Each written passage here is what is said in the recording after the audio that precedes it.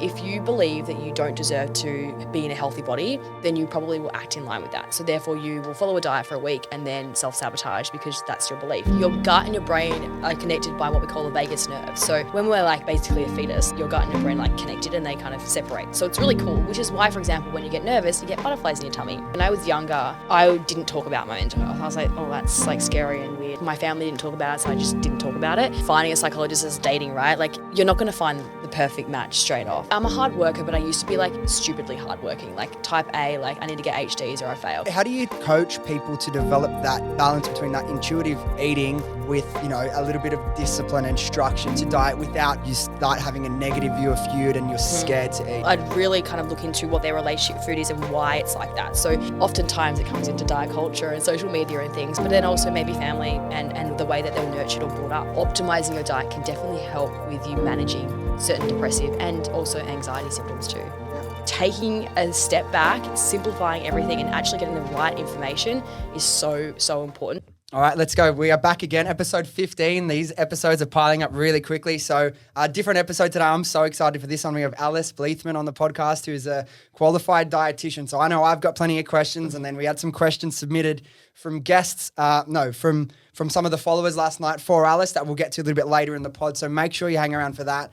But Alice, thank you for coming. I've obviously been checking out your content, doing some research on you. I love all the work you've been putting out, your positivity and your attitude to your field. So thanks for coming on. Pleasure, Dylan. That's very lovely. Yeah. I can't wait. I love chatting about this stuff. So let's go for it. Let's go. Look, there's a lot I want to talk to you about, but first place I want to start is just who is Alice? Kind of like what's been your journey to get where you are today, where you started, and kind of what ended up like drawing you to be a dietitian and explore this whole purpose with content and everything you've learned about nutrition and why that call to you. I know you grew up in Tassie and then moved to Melbourne. So I'm interested to hear kind of that whole journey to how you got where you are now.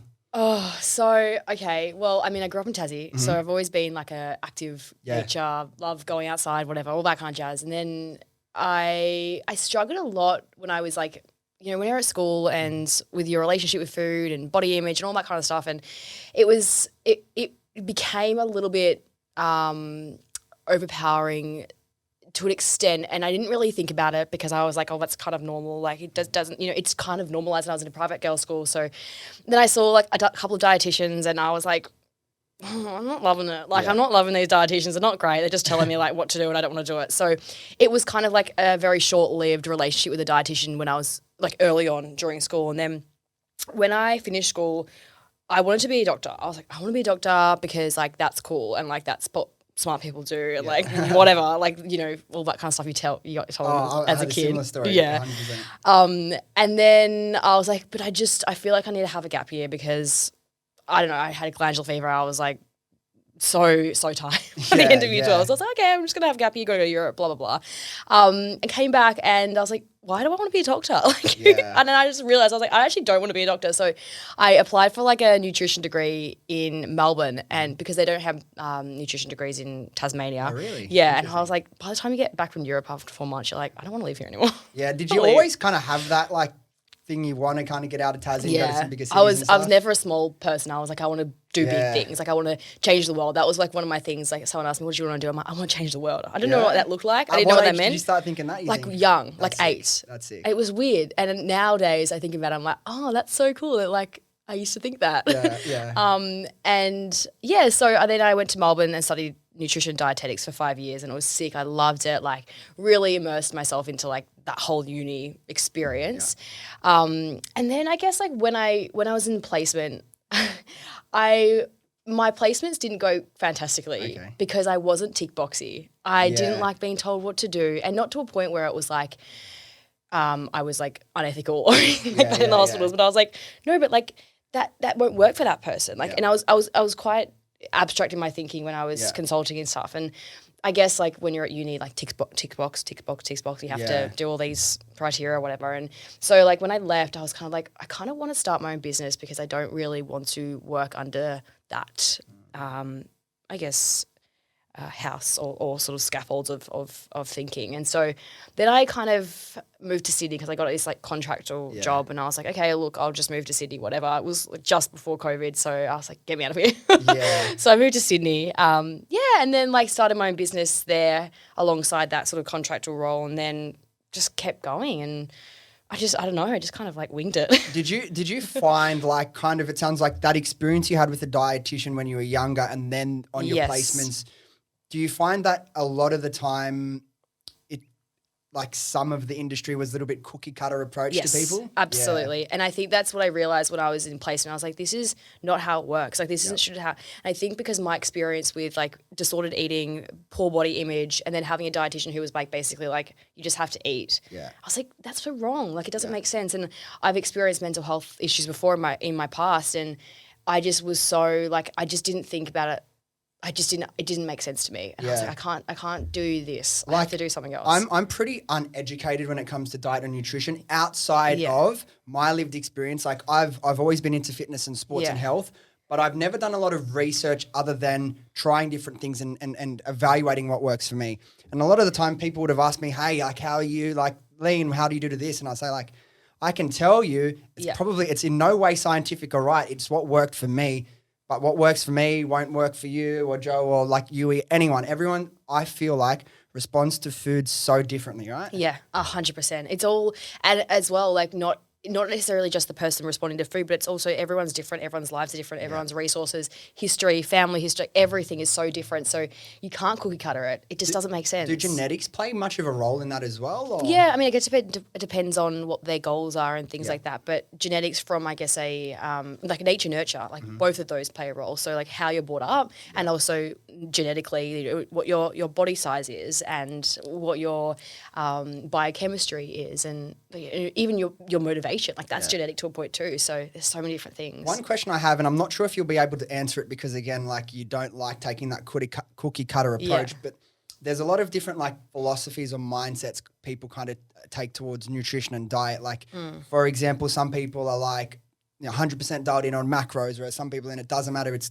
calories in versus calories out. Other people is, food is simply fuel. What kind of system or mindset approach have you found that works best for you or kind of the best for most clients that you work with? Yeah, well, I work with a lot of women in particular with poor relationships or challenged relationship with food. So for me, it's all about honing in on and listening to yourself and listening to your body and listening to what your body wants and needs. But then as well, like in terms of intuitive eating, it's not just eating whatever you want. It's also being really compassionate and nurturing yourself. So being like, look, I feel like a burger right now, but also like, I haven't had a vegetable in 3 days. So like, I'm going to nurture my body. I'm going to have a vegetable and be really compassionate in that sense, but not from a restrictive angle, more from a self-love angle and self-respect angle. How do you coach people to develop that balance between that intuitive eating with a little bit of discipline and structure to diet without being like super overcritical and taking it to the point where you start having a negative view of food and you're scared to eat. It's so hard.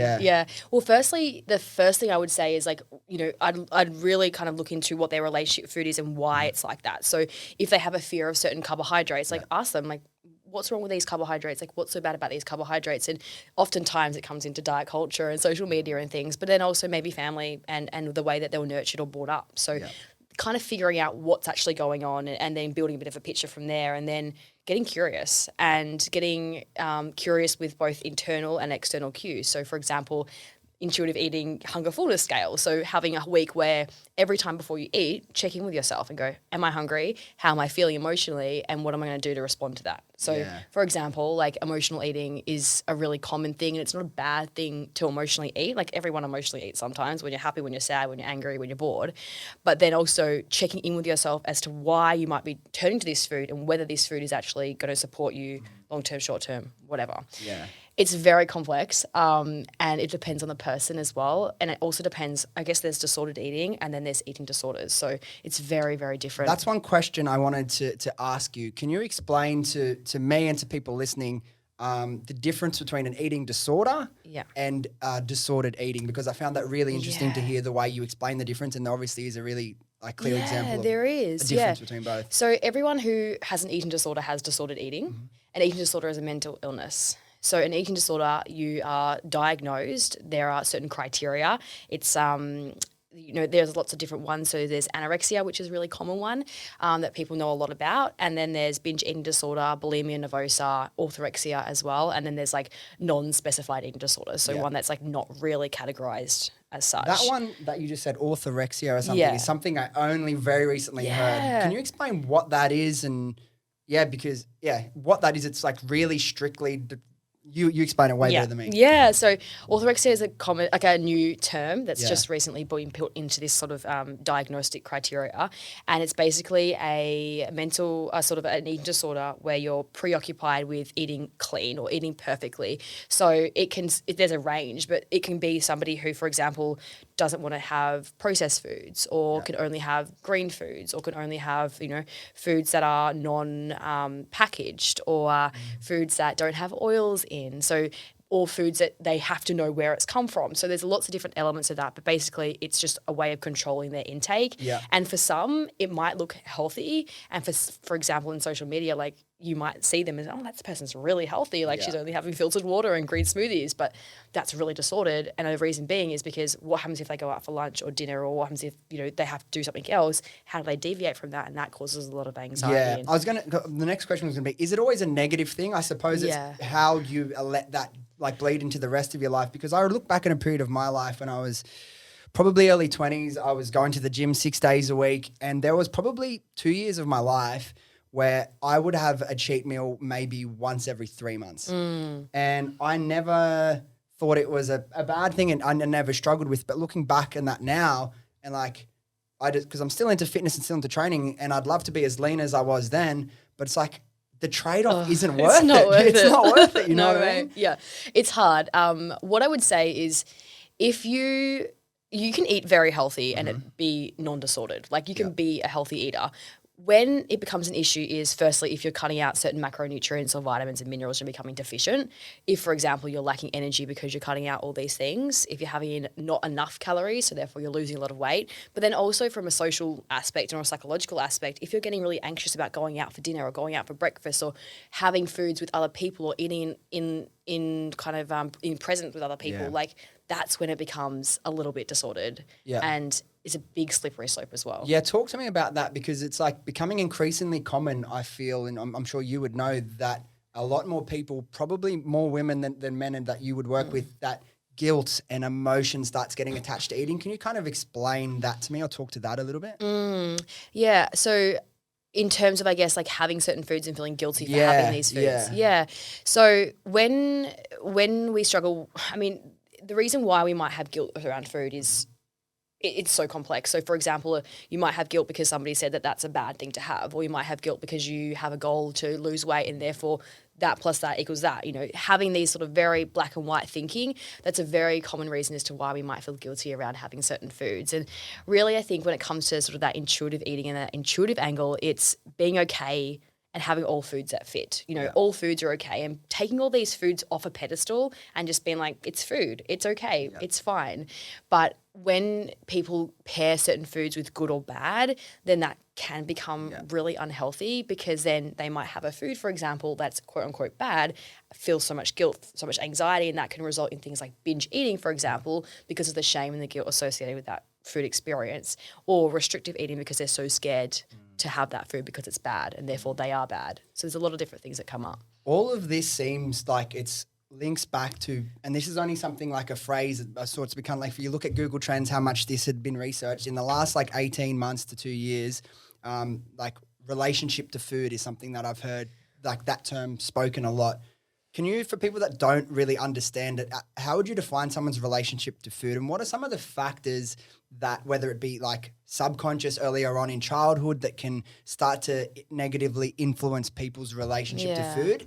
And then I'd love to know, what are some strategies or tips or mindset adjustments that people can make to slowly, as a process, start making that a more positive and a more healthy relationship? Yeah.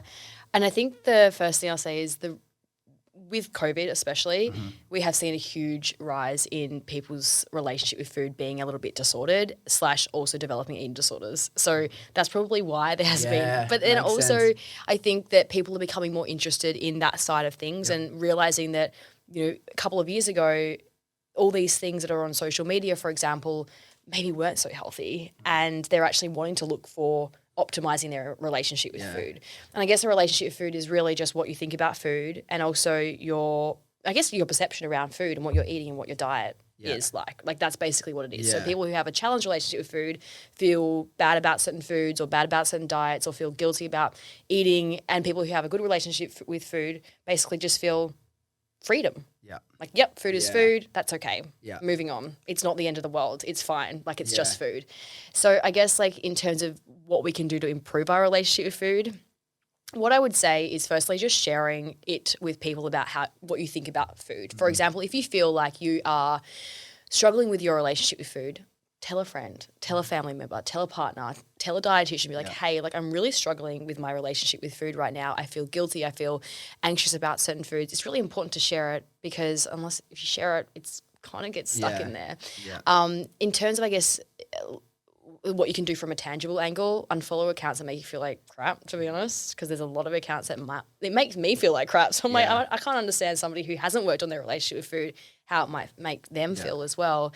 And if you feel like seeing a dietitian or a nutritionist, just to get that information and that knowledge, because sometimes it's not necessarily just working on your internal mindset, but also we are so confused. Like, are carbohydrates bad? I don't know. Like, are carbohydrates, I do, but like, are fats bad? Like, it's all this kind of stuff. So sometimes there's just so much information out there, just like taking a step back, simplifying everything and actually getting the right information is so, so important to work towards that. That's the thing, right? If I'm very lucky that I haven't really thought about food too much in my life, but if I was, like, it's like you get so overwhelmed by the amounts of information that's out there. Like, I have debates with people all the time about different sorts of diets, and not debates as in like I never really get too invested. I don't care. I like for me, for one example, like I haven't ate, like I'm vegetarian. I haven't eaten meat for like almost 3 years. And you see the rise of like the vegan diet's becoming a massive thing, and that was really healthy, and then it's really unhealthy, and now like carnivore is like the new phase that is like, no, this is how you should eat. Like, you could find an answer and an argument to every single diet on the planet is the best or it's the worst. How do people navigate that? And then I'd love to hear kind of your own personal thoughts on like a vegan diet or a plant-based diet versus all meat diets. Yeah. So I guess when it comes to like these fad diets, right? So the carnivore diet, the Atkins diet, the paleo diet, they're all fad diets because they often are very biased, for example, and they take lots of elements from a diet, like take it out and basically give you this whole like thing on a plate and be like, here, eat this and you will live forever, or whatever the aim is.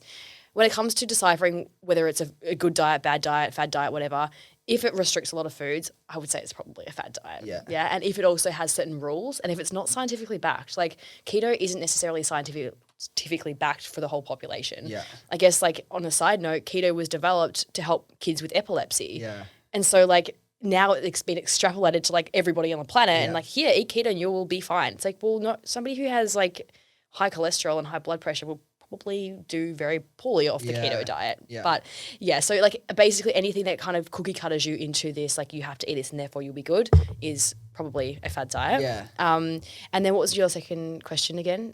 Like the paleo. Like compare it to like a vegan diet, because it's very controversial. Some people think it's the best, some people think it's the worst.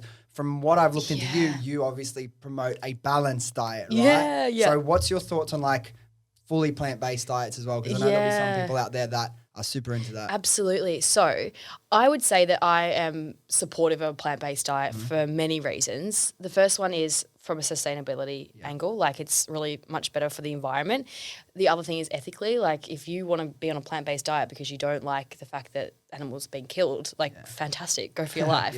Obviously, when you're on a plant-based diet, you are missing out on some vitamins and minerals. For example, iron and B12.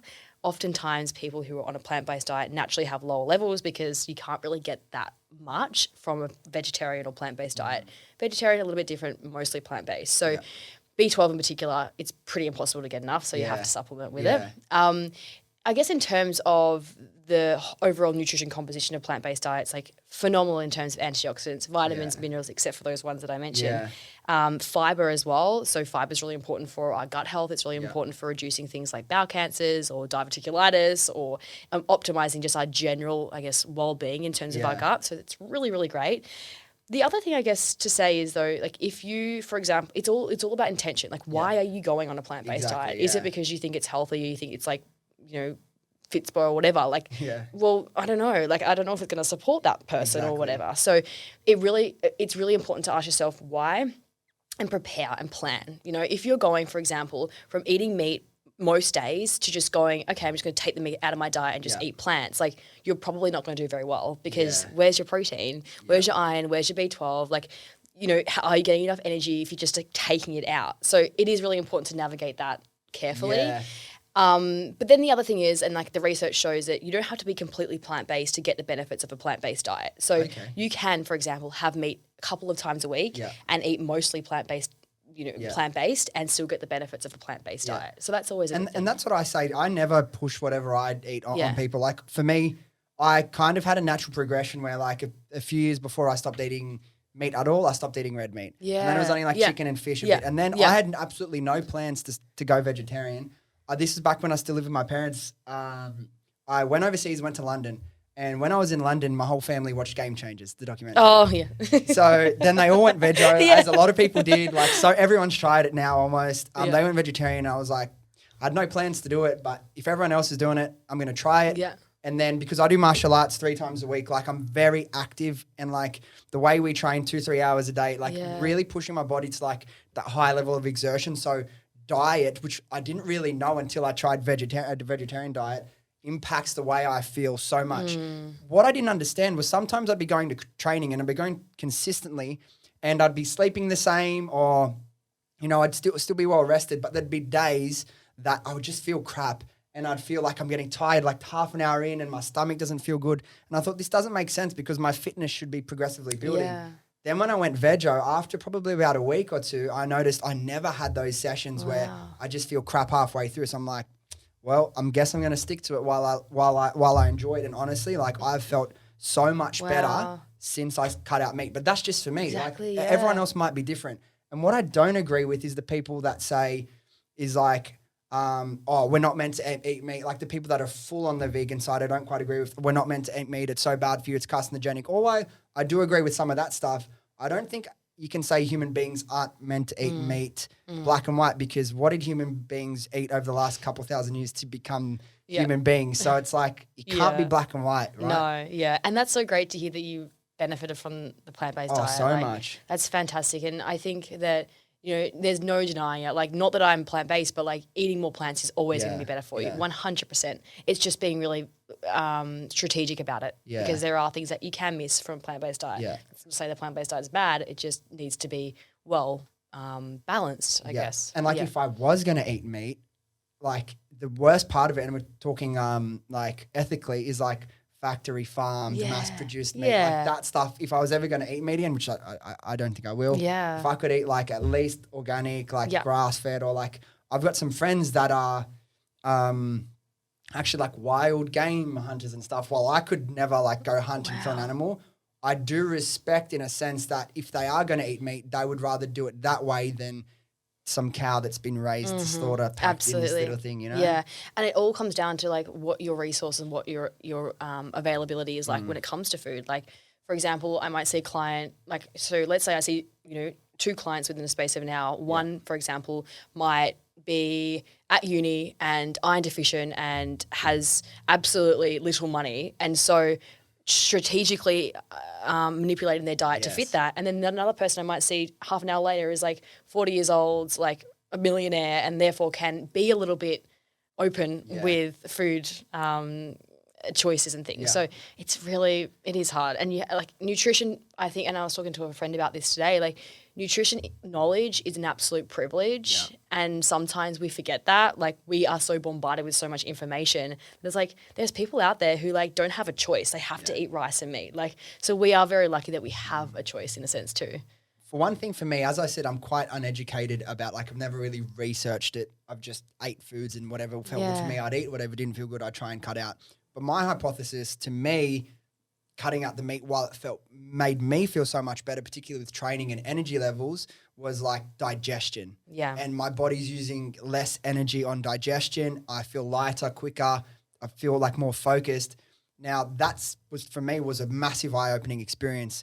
Can you talk to me a little bit about how important like gut health is to everything, not just, gut health, but our holistic health and our happiness as well? Yeah. So gut health is a very kind of broad term because like your gut is essentially anything from your mouth to your bottom. So like what is gut health? Basically it is I kind of put it in two terms. So like the first one is like having a good microbiome diversity. So microbiome's little gut bugs in your gut. And then it's also being kind of symptom free or symptoms like low symptoms. So like for example, if someone came to me and they had bloating, gas, constipation or diarrhea or like just pain, then I would say they probably don't have a good gut. But that doesn't mean that they don't have a good microbiome diversity and a gut kind of microbiome health. So it's a bit of a, how would you say, like a hard thing to define. But in a sense, like we know, research at very early days, but we know that your gut plays a huge role in your overall mental health,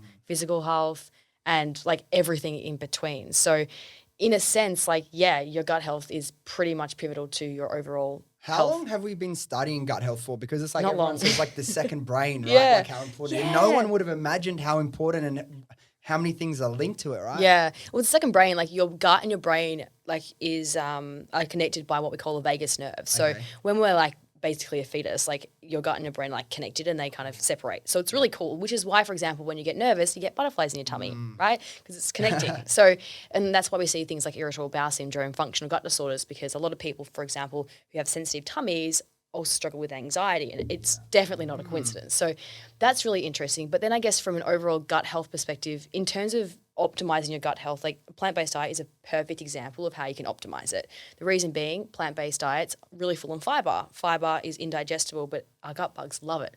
So the more fiber we have and the more diverse range of fibers we have, the more diverse our gut bugs are. Basically, you're fertilizing a wonderful garden there. Yeah.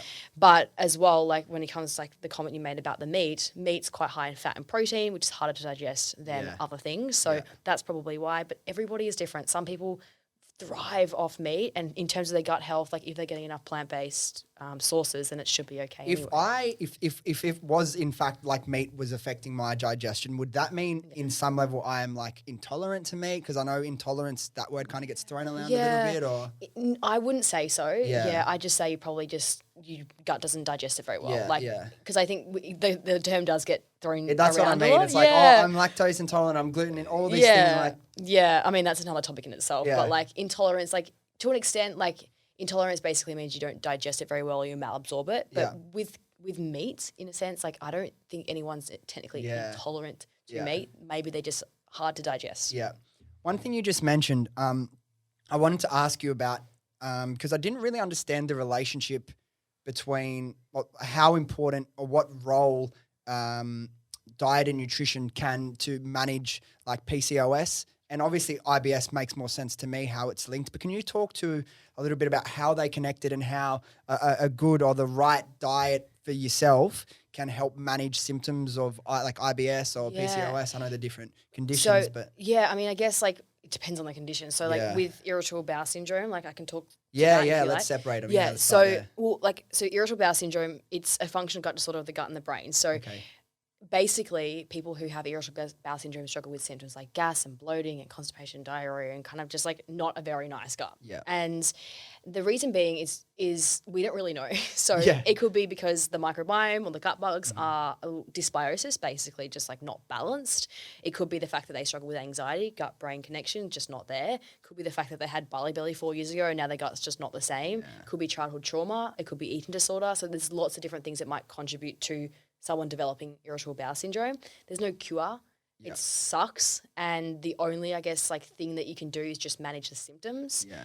In terms of managing the symptoms, there's lots of things you can do, which is good. From a dietary point, for example, I kind of like separate it into two kind of categories. There's the first one, which is looking at things like your fiber intake, whether you're having lots of different artificial sugars, whether you're eating really quickly, whether you're taking certain supplements that might block you up, for example, like those sorts of things which are fatty foods or high protein foods, or those things that which are kind of much more general. And then there's certain elimination diets such as the low FODMAP diet, which actually can help manage irritable bowel syndrome. Yeah. So that is one strategy. It's not the only thing. And the reason being is because it is a condition of the gut and the brain. So if you're not addressing the brain, you're not actually addressing half the issue, right? So, and everyone is different. And some people tolerate FODMAPs okay who have IBS. Some people don't tolerate it at all. So do you think, obviously, the prevalence or the awareness around IBS over the last 10 years has seemed to increase quite a lot? Do you think that's simply because there's social media and where there's so much more information, we're more aware of it? Or do you think something in the modern diet may be contributing to that? I don't know. Yeah. I would say that aside from the modern diet maybe changing a little bit and people having less fiber, which is really important for that regularity. Yeah. I also think it could be the lifestyle that we live these days. We're sitting down for longer. We're so stressed. Like, we're on our mobile phones. Like, we don't have a very good morning routine. Like, all these things contribute to the symptoms. So I'd say it's probably more the fact that our lifestyles are chaotic as opposed to the fact that our diet's changed. But it probably is a bit of both. Stress and inflammation are like the worst things for your body, right? Absolutely. Does cortisol management play, like can diet and nutrition play a role in cortisol management? Because for me, the one thing I'm most aware of, maybe not right now, but 10, 20 years down the line, as I start to get a little bit older, I may look really healthy on the outside, but I know I live a high stress life. So one thing I'm conscious of is, again, I'm not a very chill person. I'm not very relaxed, but things I can do to help calm my body from the inside and manage things like cortisol. Yeah. So I don't know whether there's a direct link between food and cortisol, but cortisol's our stress hormone, right? So like if, for example, you're always stressed, then you're going to have high cortisol. But from a food point of view, there are foods that might raise your, for example, adrenaline, your stress, like your stress response, cause you to have hypoglycemia, like lollies and processed food. So that can absolutely raise that sort of stress. Is caffeine one of those? Caffeine, as well? Caffeine, I know. But the other thing is, like, high levels of cortisol long-term can cause inflammation.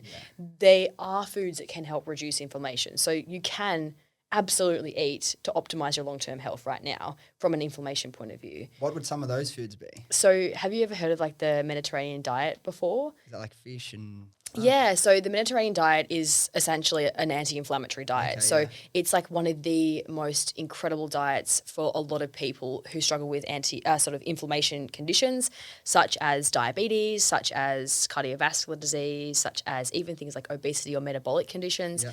Because basically it reduces reduces inflammation. And the reason being is because things like omega-3s, which are found in oils and nuts and seeds and fish, help with basically reducing inflammation within the body and reducing that sort of stress response that occurs because of lifestyle conditions or diseases or illnesses. Because there have been like studies on this around like longevity and lifespans, and there's pretty like conclusive data that it can really help with that sort of stuff, right? Yeah, absolutely. So, for example, I guess just to explain what it is briefly, the Mediterranean diet is eating a diet full of plant-based foods, including some fish, though, in your diet because of the omega-3s, olive oils, nuts and seeds, whole grains rather than refined grains, limiting red meat but still including it on the occasion, having some dairy products but not excessive, and also having some alcohol, in particular red wine. I'm all right with that. Some, not always. And then reducing things like processed foods, heaps of sugar and heaps of added salts. And one other question before, I want to kind of get your take on the PCOS thing and how diet can influence that. But you mentioned the FODMAP. This is something I've heard once before on the podcast. Can you explain what the FODMAP is? Or it's like a set of principles for people with IBS? Yeah, that's a good question. So FODMAP stands for fermentable oligosaccharides, disaccharides, mono and polyols. So basically it's a whole big acronym for fermentable carbohydrates. And these FODMAPs, like, they are good for you, right? Like things like apples and pears and mangoes and garlic and onion and artichokes, like they're fantastic for you.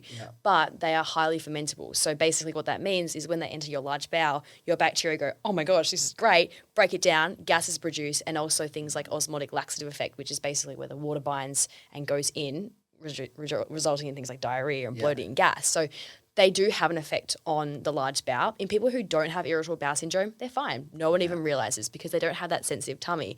But for people who have irritable bowel syndrome, they often react to these FODMAP foods or these high FODMAP foods. So the whole concept behind the low FODMAP diet, it's a therapeutic diet. So it basically helps relieve symptoms of IBS in most people, not all people. And It really should be done, I guess, disclaimer, under the guidance of a dietitian because it's so complicated. It doesn't make sense. It's not like, oh, you're on a keto diet, you just reduce carbohydrates. Like everyone knows what a carbohydrate is. It's like FODMAPs don't make sense. Like they're apples and pears, and then they're like some fructans, which are like wheat containing products, and then you've got like milk, and then you've got like peaches. Like it doesn't make sense, right? Unless you actually have someone to guide you through it. So the whole diet isn't supposed to be a long-term thing. Yeah. The whole concept of it is you do the low FODMAP phase, you do the reintroduction phase where you reintroduce all the FODMAPs, and then you actually personalize it to yourself. Figure out the ones that cause you the most problems and stress. Yeah. And then I guess the whole concept behind it is getting to a point where you feel really empowered and confident that you know what you tolerate and you know what you don't. Yeah. Yeah. And I'm sure you get asked as a dietitian a lot, random question, but is there like a normal amount of times a day that someone should poo? Yeah, that's a good question. I usually say 3 times a day to 3 times a week. Wow, it's a big difference. Yeah. And the reason being because everyone's different, right? Yeah. Like some people have a slow metabolism and therefore, food moves slower through their body. Some people are really, really active, and some people are, for example, men generally go to the toilet a little bit more than women because their metabolism is a little bit So going quicker. to the toilet is linked to metabolism. In a way. Well, in a way, yeah, not always. I thought so. Yeah, not always. But I guess if you think about your food moves faster through your digestive system, so therefore it goes out more quick. But everyone's different. Hormones play a massive role. Also, your peristalsis within your large bowel can play a role too. So there's lots of different things that add into that. Yeah. Is there a link between okay, let's just say someone goes to the toilet 3 times a day versus 3 times a week. It doesn't necessarily need to be a negative thing, right? Because there's like the notions, and this is an uneducated person's brain, so tell me if I'm being stupid. That's right. But like if let's just say I have a really fast metabolism and I'm going to the toilet 3 times a day for argument's sake, that's not giving my body as much time to absorb. Is that not giving my body as much time to absorb all the nutrients, or that's not really? Yeah, that's what I thought. Yeah, it doesn't matter. Yeah. And I guess like when we're thinking about absorption of nutrients, most of it happens in the first half of your digestive system anyway. Yeah. Like as soon as it enters like the small intestine afterwards, like the only thing that really happens after that is the absorption of water. Okay. So it shouldn't be an issue, and your body's probably like really, really quick and used to it anyway. Yeah.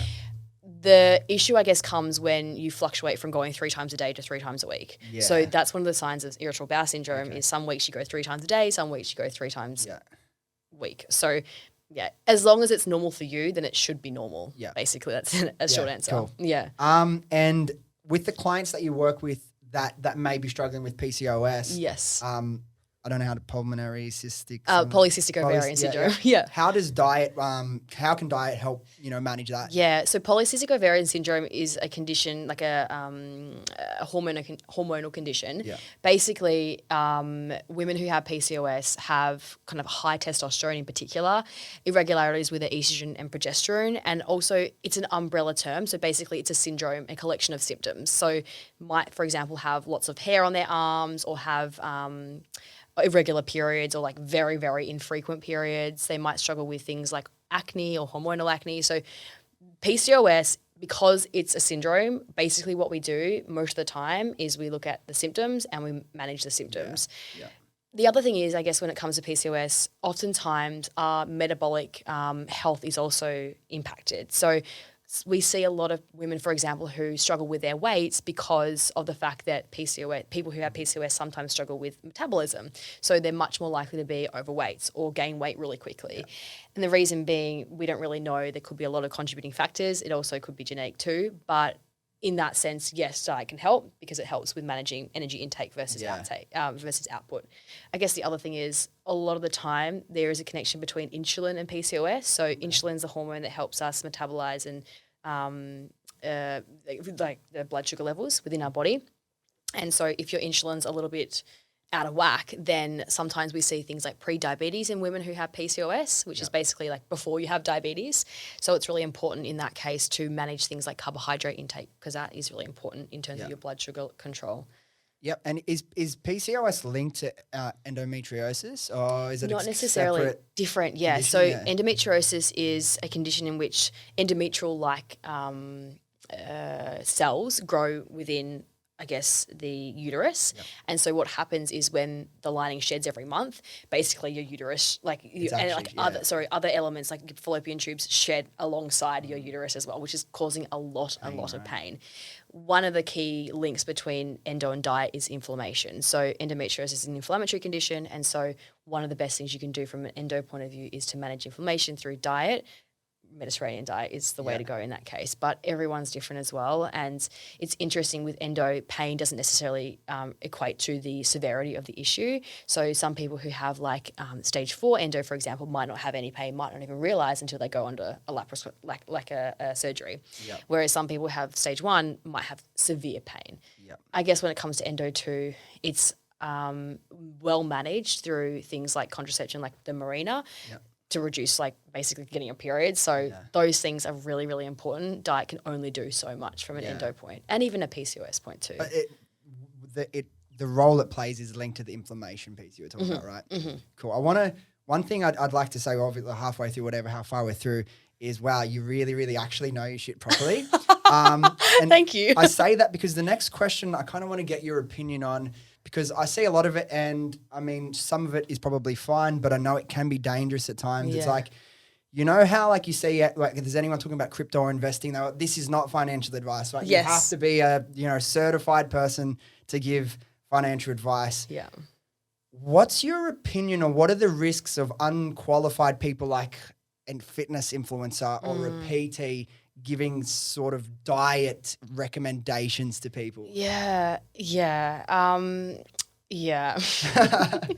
So I think that everyone is entitled to provide information to a point when it comes to nutrition. Yep. So the Australian Guide to Healthy Eating, right? That is, eat your 5 serves of veggies, eat your 2 serves of fruit, whatever. Like that isn't destructive at all in most cases. When it becomes destructive is when these people use either their past experiences and kind of push that onto other people. So, for example, if someone had hormonal acne and then started being on a vegan diet, and then that person shares that with their audience, then maybe I have hormonal acne, therefore I'm going on a vegan diet. But really, I'm actually incredibly anemic, and I'm also like so ill-educated and then become B12 deficient in 2 years' time, you know, so that becomes really destructive.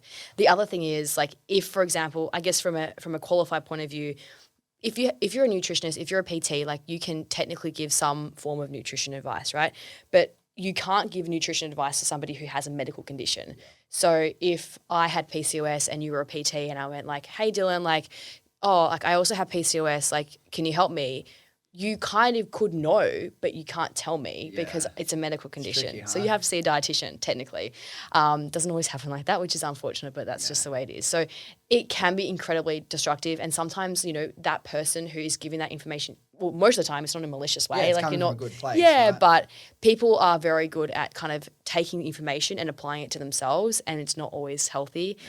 And it sucks because I see, like, obviously a lot of clients who have eating disorders and disordered eating, and oftentimes it does stem from taking information from the internet and going, that's also what I want to look like or what I want to achieve or what I have, therefore it's going to work for me. And like we said before, like diets are so personal and it just doesn't work like that. Have you noticed any people that started, any of your clients that started working with you that have come to you because of a bad experience following something they saw on the internet or social media? I think a lot of the time, not always, but like I've had even like several clients at the moment I have right now developed eating disorders from like gym challenges. Oh, interesting. Yeah. So like, for example, like an 8-week challenge, and then they've been told to track, for example, and then it's kind of being a slippery slope. That's not to say that gym challenge is bad. No way. Like they can be great for somebody, but for somebody who's already sensitive and then doesn't feel like equipped with the education to know that it's bad for them, it can be a big, big slippery slope. And then you get people who are like losing weight and then their parents being like, you look great. And it's like, okay, cool. Like I'm going to keep losing weight because that's what gives me love, you know, whatever. So I do see a lot of clients who have struggled with their relationship with food because of those things, but then also social media kind of like, oh, but that person, like they eat that. Why can't I eat that? It's like, sit down. What's your advice to people? And have you in the past like struggled with, you know, you're getting all this information, whether it used to be from magazines or the movies or the catwalks and now social media. What's your advice to people to kind of break that, connection between seeing that and feeling that. You said before, unfollow all these sorts of people. Like, what do you what's the best way to break that cycle? As in like following them and doing what they're... I would being just say so like influenced by these outside noise. I mean, firstly, like I would say follow people who actually are educated and like, that's other dietitians or people in that space who actually know what they're talking about. And then unfollow those people who make you feel not well, like who make you feel like you're questioning your diet. And because that's not safe and that's not healthy and that's not fair on anybody. And that's basically what I would say. But that's like that for anything. Like I've had people that I've unfollowed in the past that have nothing to do with diet, whether it could be business or just like anything. And they just make me, for whatever reason, they make me feel shit or they make you feel insecure for some weird reasons. Like, I don't give a fuck about who this person is. Why am I going to continue to let myself be influenced by that in a negative way? So cutting out that shit, I feel like helps me so much. And it's probably a really great step because we're getting more and more like the screen time of our generation's going higher and higher and higher. And I never regret putting my phone away for the time, 100%. And I even do that. I unfollow heaps of people all the time because I'm like, that triggers me and I don't need that in my life. Like, I guess it requires self-awareness as well. Like, but I think the more, thankfully, we are becoming more educated in this space of like self-love and like relationship with food and body neutrality. Like that is so good to see, but there's still so much shit out there that's just like incredibly toxic to especially young women and young girls. Like, men as well, but... Well, let's move on to that because something apart from diet and nutrition that you're extremely passionate about is mental health. Yeah. And you've been very open about your journey with mental health over the years and how you've managed your anxiety. Can you kind of talk to me about kind of the journey you've got on and what's helped you to kind of, Absolutely. Yeah. I think that, I mean, I am so open with mental health, but I've not always been. Like when I was younger, I didn't talk about my mental health. I was like, oh, that's like scary and weird. And like no one, like my family didn't talk about it. So I just didn't talk about it, which is why I'm so passionate about talking about it now. Because I wish there was someone in my life who actually talked about this stuff. When I was younger, I struggled with anxiety. And I think genetically, like my family just like more highly strung than the regular family. So like I just struggled with anxiety. I didn't know what it was. I remember waking up in the middle of the night and just being like, oh my gosh, I'm stressed. Like my heart's pumping. But I was like, oh, it's just like maybe I've eaten something. Like I just didn't think it was anxiety.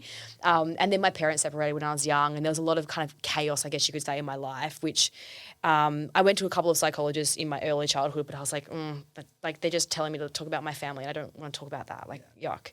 So then when I was struggling with my relationship with food and things, I went to a couple of other psychologists and I just didn't gel with them. I've been to 15 psychologists in my life. Like I've been to a lot because I just feel like for me it's so important, but also it's so important to gel with them. Yeah. And so then when I went to uni, I'm a hard worker, but I used to be like stupidly hardworking, like type A, like I need to get HDs or I fail kind of vibe. Yeah. Nowadays I'm like a bit more accepting of myself, but like when I was in uni, I was like, no, I have to get HDs or I'm a failure. So I had so much pressure on myself at uni. I was volunteering, I was working full time, I was doing so much stuff. And so I struggled really badly with anxiety. And so I went to my doctor and I was like, help, like I don't know what to do. And they put me on some medication for it, an antidepressant like SSRI, which is like which is kind of like your generic or general kind of first line in terms of antidepressants, which worked a treat. Like it was so good. Obviously it didn't change. I had to change my systems too. I couldn't just like rely on medication. But then I found a good psychologist, which was really helpful. And I guess it's just like for me, like working through it, it's taken a long time, like getting to a point where I'm like, I understand my triggers. I understand what makes me feel good and what doesn't make me feel good and just separate that. For me, like, and I've realized only recently having moved away in things, community and friendships are so important for me because my, like God bless my family, but I'm not really close to them. So having family with friends is really important for me and being able to rebound and talk, like talking is so therapeutic for me. So I've only realized that recently, like the past couple of years. So. And something that you just said, I think it's such an important message for people out there. You said like it's a journey and it's a very long journey. Some people might think, hey, I've been struggling for like 1 or 2 or 3 years, but that can be very normal. It doesn't always be fixed in like a year or two, right? And then like you might feel good for a year and then feel like crap again. Like I remember like I was feeling so good just before COVID and then COVID happened and then you're in isolation for 6 months or whatever it is and you just like come out and you're like, what is life? And so I had to kind of, I wouldn't say I was back to square one. No way. I had so many tools in my toolbox, but I was definitely feeling not great. Yeah. And so then being like, okay, what can I do? What makes me feel good? What things can I put in place to really build myself up again? The other thing is as well, like I'm really into like kind of personal development, reading books and understanding my brain. Like I need to understand things really well for me to be motivated to actually do things about it. So actually going to a therapist who was really good at teaching you how your brain works, how anxiety works, why anxiety is there, like why you feel these certain things. That was really important for me. So, but everyone's different. Some people like psychologists that you just talk to and blab on for an hour. Like, so it's finding a psychologist and that actually works with the way I think has been really, really important as well. You said you've spoken to 15 psychologists in your life. What do you look for in a good relationship with a psychologist? What's some good signs that this is the right fit for me, for you? I think of psychology and like finding a psychologist as dating, right? Like you're not going to find the perfect match straight off. Away, like if you do, fantastic, but like very rare. And you might really like that psychologist for 2 years and then be like, nah, next or whatever. I've outgrown it. Yeah. So it's important to be fluid in that. And when I guess like have been to a psychologist, for me, I can sense energies pretty well, I think. And so like if I just don't feel like that's going to work, I just kind of go, oh no, it's not going to work. And like I'm open, like I would share my thing, like my story with anybody really on the street. But if I don't have that connection, it's just not going to work because I just will kind of not like going there. It's like I want to be excited to go. Give yourself up so vulnerable to someone if you know it's not. Yeah. And so I guess like the other thing is when you go to a psychologist, like really asking yourself what you want out of it. Like what do you want out of seeing this psychologist? Like what do you want to work on? Because they're obviously there to help you. And the first couple of sessions sometimes are really boring. You just have to talk about yourself because they're trying to figure out what to prioritize and everything. But you need to ask yourself what you want to get out of it too. Because if you don't have that structure, if you don't have that goal, that vision in mind, like it's really hard for you to navigate things and actually have a conversation with them because you don't actually know what you want to talk about. I think that's so important. Where you want to get to. Because so often when people are in those situations, they're so lost. And they themselves don't really know what they want. They just know they want to feel better. Is there any tips or anything that you could recommend to when you are in a place that isn't your best or where you want to be to kind of find connect a little bit more to your purpose or clarity or a path forward? Journaling. Yeah, honestly, journaling has been my savior. Oh my gosh, like I remember, so I only started journaling probably 4 years ago or something because every psychologist I went to was like, Alice, you need to journal. No, I understand my thoughts. Meh. My psychologist the other day was saying journaling, like thinking and not putting it down on paper is like putting up a tent in a tornado. It just doesn't work. You need to put it down on paper so you can articulate it. And it's much more objective rather than subjective and tainted by all these weird, mysterious, colourful thoughts. Putting it on paper is just so much better and you're actually able to capture that experience a lot better and really articulate and solve it. Not necessarily solve it in the sense that you have to have an answer, but just be like, oh, that's fair enough. Okay, moving on, moving past. Something that I always recommend to people, for example, they might be like, oh, I feel good. Like, I don't need to see a psychologist. And then 2 weeks later, like, I feel like shit. I need to see a psychologist. Writing down when you feel like shit and then booking in with a psychologist. Because when you go to a psychologist room and you feel good, you're like, so I don't even know why I'm here. I can't remember. But if you got your journal and be like, hey, Susan, I'm going to read you this, what I was feeling 2 weeks ago. This is how I'm feeling. I feel good today, but I felt, this for the past 2 years. And what sort of things can people write in their journal, like when they're journaling? So everyone, I mean, I recommend journaling to a lot of my clients, and I guess like with journaling, it's so individual. Some people like prompts, for example, like what are you grateful for? How are you feeling today? What's something you're proud of today? And like that works for some people, great. For me, it's just brain dumping, like getting my journal out and being like, today I feel like this, and like today I'm doing this, and just like blabbering on. And because that's just how my brain works. Sometimes I just need to, there's just so much information, I just need to put it on a piece of paper. When you're starting out, for example, I started doing like those prompts. So getting like a journal that you can get from like the bookstop that has prompts, or going online and finding prompts, or my psychologist gave me some prompts. So taking some time and also making it a bit of a routine. So I do it every morning when I'm having my coffee. That really works for me. It gets my brain started. It gets my brain thinking. It gets all that thought on paper. Some people like it in the evening where they can express their gratitude for the day or reflect on the day. So everyone's different. Getting a routine and actually just doing what works for you. I have a couple of clients who hate their writing and just cannot even fathom writing on a piece of paper and looking at it. So they voicemail themselves, on the voice note, like, hey, like, and it's their journal. They're like verbal journal.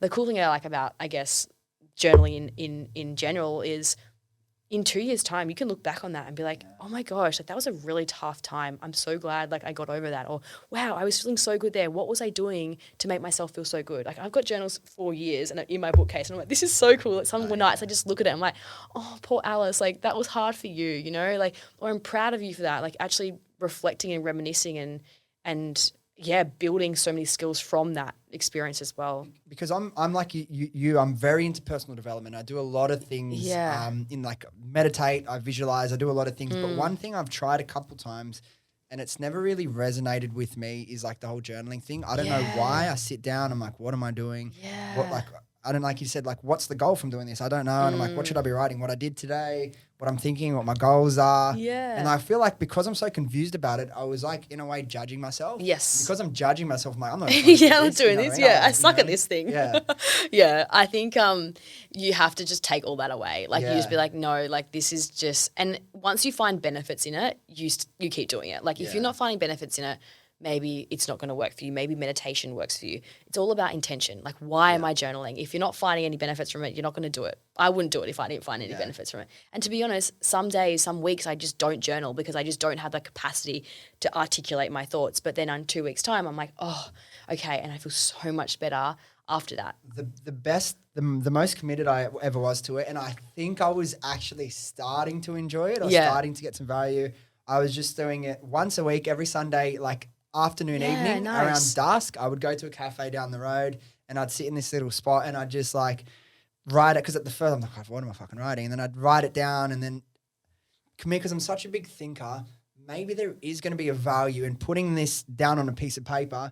But for me, if I just do that, I feel like, what the fuck am I doing? Yeah. But my question is, do you ever read back on your journals? Because if I was to do that, I feel like if I was to look back at my journals, like at the end of every month, I feel like maybe that would give me a bit of clarity and then I would start to see some benefit. Yeah. Oh, yeah. I look back on my journals all the time. Okay, cool. All the time. And I learn so much too. Yeah. I just love it. Like, I actually find it really enjoyable looking back on my journals. Like, which journal? Like 2018. Okay, let's open it up, whatever. Like, and I think, for example, like, even in with my clients, like those clients who journal, like who look back, I'm like, write this down now. In a year's time, we're going to look back on it together and be like, man, I'm so proud of you, Sammy, or like whatever. It's just the best. I love it. What I regret about my life is not journaling like the whole time. Yeah. And I'm saying that as someone who doesn't journal, but I look back, you know, from high school or like a few years out of school, all these different periods of your life. If you think back and try and remember that, you can remember like less than 1%. Yeah. Like there's all this lived experience and feeling that are in a way lost, and to be able to look back on that and read that and remember, I think would be like so cool. Cool, huh? Yeah. I fucking might do it. Joe, Do keep me it. accountable. Yes. Is it okay if I start once a week, or does it need to be every day?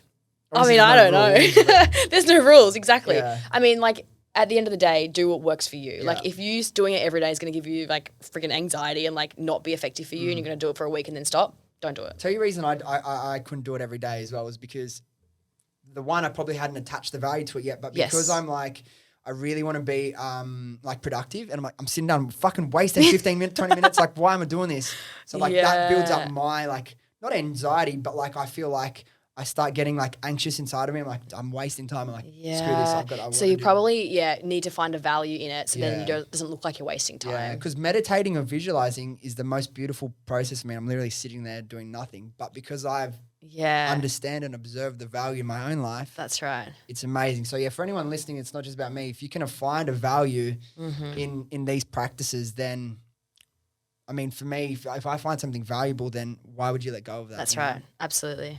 I want to ask you, I'd speak about one more thing, then we'll get on to some of those questions that got submitted. You said a couple of things, and I think it's one of the best things about our generation. Like when you were young, you were struggling with anxiety and you didn't know what it was. Neither did I. Yeah. Like how good is it to see how far it's gone in terms of, particularly, and this is an example for guys and girls, of course, but guys being more and more open to talking about their feelings and when they're struggling. I remember there was one period in my life, I think it's the only period, I'm so grateful that I don't know if I genuinely had depression, but there was probably 3 or 4 months where, looking back, I'm not going to say it was depression because I got out of it quite quickly, but all I wanted to do was sleep. I wasn't motivated. I wasn't excited. You didn't want to go out.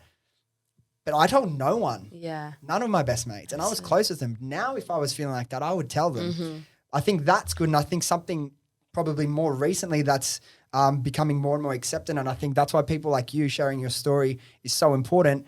Like there's still, I think it's definitely lessening a bit of a stigma around like taking antidepressants to help. No, that's such a powerful tool you have. Yeah. It's not like you're going to take that and that's the rest of your life. Use that as a tool and then, it's. Yeah. And I think like there is still some stereotype behind antidepressants and medication. What I see is I didn't want to take them for so long. I was like, no, I'm not taking them. I don't want to be weak. Yeah. But I disagree. I think it's actually probably the strongest thing that I've done. Yes. Because I've been like, I need help. Give me help. I want to do things. I want to be well. Like, and I need help. The thing that I look at antidepressants is like, it doesn't change you, but it helps you.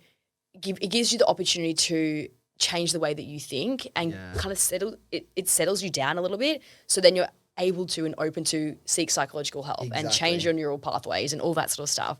Because it's not, once someone gets to a certain point with depression or anxiety, it's a chemical imbalance, and there's no amount of like counseling that can get you out of that at that point. This is me talking to psychologists. They're two separate things, right? If you're at that point, handling, like you said, the chemical side inside of you will give you a bit better of an opportunity for these sorts of things to work, right? Yeah, that's exactly right. Yeah, absolutely. And, that's not to say that everyone needs an antidepressant if they're depressed or anything like that, but like it helps. Like it really does. And even for me, like I'm still on anti-anxiety medication and it's just like, whatever, like it is what it is. Like, why would I make it harder for myself? I can't be bothered. Like I've got stuff to do. I want to learn. Exactly. I want to be my best self. And like a lot of people think, antidepressants make you numb. I don't think so. It actually makes me who I am and who I want to be. Yeah. Yeah. And by no way am I saying it should be a first, step for anyone. But if you've been struggling for a long period of time and you're feeling stuck and nothing's really working, then, speak to a psychologist or a doctor about it, because it's an option and we shouldn't have any element of shame about it, like at all. I guess like in line with that, diet can definitely help with your mental health too. Yeah. Big time, right? There was a study done, for example, the SMILES trial, which was done by a dietitian who's, I don't know if she's a dietitian actually, she's definitely a professor, Felice Jacker, and she did a study in Melbourne and it showed that antidepressants were as effective as going on a Mediterranean style type diet for people who were depressed. So it is effective. Not everyone is going to get those effects, of course, but changing up your diet or optimizing your diet can definitely help with you managing certain depressive and also anxiety symptoms too. Yeah, I've heard of a study because at my martial arts school, like our head of our school, his day job is like he's a psychologist. Yeah. Apparently there's a study, I'm not sure if you're aware of it, I'm not sure where it is. Again, I'm a fucking idiot when it comes to stuff, but I have a lot of really smart people around me. That there's been trials going on for depression and something as simple as like a low dose aspirin can help people with depression in certain cases when it's linked to inflammation. I didn't know that, but that's interesting. It's all about, like you said, it isn't always, but some of the times it's related to the inflammation, right? And something as simple as that can reduce symptoms for a lot of people. Well, I guess that makes sense with the the Mediterranean diet, right? Exactly, like it reduces inflammation. Yeah. Wow, that's so interesting. Cool, huh? And I guess like from a gut point of view too, like your gut and your mental health, like they're interconnected. So if you have a good gut, you have potentially a good mental health too. Yep. So complex. I want to move on to some of the questions that got submitted. Thank you for everyone who submitted them. I picked 3 that I'll ask you. I hope I can answer them. I think you'll be able to answer them, but no stress if you can't. The first one, I'm not sure the name, but it's from Honeybee Stationery Co. Yeah. And I think it's a really, really good question they asked. Their question was, do you have any tips to stop self-sabotaging so they can stick to a healthier diet? Okay. My tip is to understand why you're self-sabotaging in the first place. So I will give you an example. For somebody, for example, who doesn't – so I believe that your beliefs – what you believe, you act in line with your beliefs, right? So if you believe that you don't deserve to be in a healthy body, then you probably will act in line with that. So therefore you will follow a diet for a week and then self-sabotage because that's your belief. And self-sabotaging, like people do it all the time. We do it because it's easy, because we know, even though we know, for example, that behavior is bad or not good, we still do it because it's familiar to us. Yeah. So actually understanding why you're self-sabotaging can actually help bring that awareness to the forefront, and therefore you can change your behaviors. And is it frequently when people are self-sabotaging linked to some specific reason why they don't think they are valued at this to not do that? Childhood trauma sometimes. There's a lot of my clients who've have experienced trauma as a child, and as a result, they don't feel valued or they don't feel worthy to be happy or to be healthy or to be rich or wealthy, like anything like that. And it comes in so many other elements as well outside of diet too. But I mean, I guess as well, like with that self-sabotage, like actually addressing the self-sabotage and understanding why you self-sabotage, that's not the only solution. Like looking at what does a healthy diet mean to you? And like, do you actually want to eat in line with what you believe is a healthy diet, right? Like, and then actually creating the habits and establishing the habits, like all that kind of stuff is required to follow that through. But yeah, it's very complex, that answer, and I could spend the next hour kind of delving I think it's into great advice. Next question, moving on. Kevin asked, this is a different type of question, but I think this is a really cool one as well. Just what is your go-to easy meal prep? Like someone that doesn't have a lot of time or isn't wants like a quick and easy way to eat healthy. What's a good go-to meal? I'm like the laziest cook in the world. See, that's the best. It's the best. Yeah. It's so easy. Like for me, I just look at a food and go carbs, fats, protein, colors. Like that's all I think about. So if, for example, I had no time and I wanted to meal prep 5 meals, I'd probably get, carbohydrates, rice, quinoa, potatoes, sweet potatoes, pumpkin. Cool. Carbs. Protein, chicken, tofu, turkey, mince, something like that. Carbs, fats, gosh, Friday afternoon, fats, avocado, nuts, seeds, olive oil, and then your colours, your vegetables, your fruits, and like anything else, like kimchi, for example, sauerkraut, that's be a colour. Yeah. That's how I think about it. I don't want to overcomplicate it. I don't usually make meals that are like composite meals, so things like curries or stir fries, can't be bothered with that. No, can't be bothered. I just cool. For me, like meal, prepping components of meals is easier for me personally, so doing a big bunch of quinoa or a big bunch of sweet potato or a big bunch of pumpkin, a big bunch of avocado or cut up cucumber, like doing it like that and then just putting it in a bowl and there we go, done. Nice, I like that. Yeah. The last question is from Mel, and I'm actually interested in your opinion on this one. Yeah. Are the oils in alternative milks really that bad for you? Yeah, no. I don't think so. So oftentimes there's sunflower oil, which is fine. Like there's nothing wrong with them. Oils are deemed or sort of seen in a bad light.